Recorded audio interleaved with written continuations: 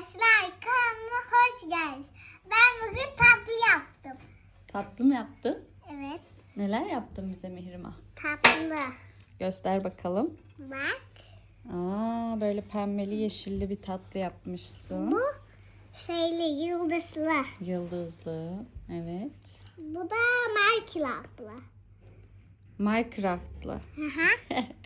Çok güzel. Başka? Bu da rengarenkli. Rengarenkli. Başka? Bu da şeyli, mavi. Mavili. Erkek rengi. He, onu da erkekler için yaptın. Hı hı, ciğer. Onu Cihangir için mi yaptın? Ve başka bir şey yaptım. Hayır, niye şimdi yiyor? Kahve için yiyecekti ya. Kahve içerken yiyecekmişiz Cihangir. Şimdi yeme. Bekle bir. O bütün şekerleri bitirdi. Şekerleri şuraya koymuştum. Anladım. Çok güzel yapmışsın gerçekten ya.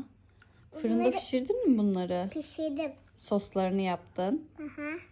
Çok güzel olmuş. Peki kahvelerimiz nerede Mihrimah? Kahveleri nene yapıyor. Ha, onu nenemiz mi yapacak? Hı hı. Gerçek yapacak. Biz bugün kimin evindeyiz? Anneanne. Anneannenin. Evet, anneannenin evindeyiz. Onun evinden karlar gözüküyor. Göstermek ister misiniz? Evet, burada. Tamam, Beni gösterelim bekleyin. bakalım. Bakın.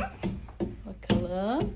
Bir sürü çatıda var. Çatılarda bir sürü karlar var. Hı hı. Ama yerlerde yok değil mi? Hı hı. Çatılarda Yoksa var. çıkıp oynardık gerçekten. Hı hı. Biz de buradan karlara bakarız, kuşlara.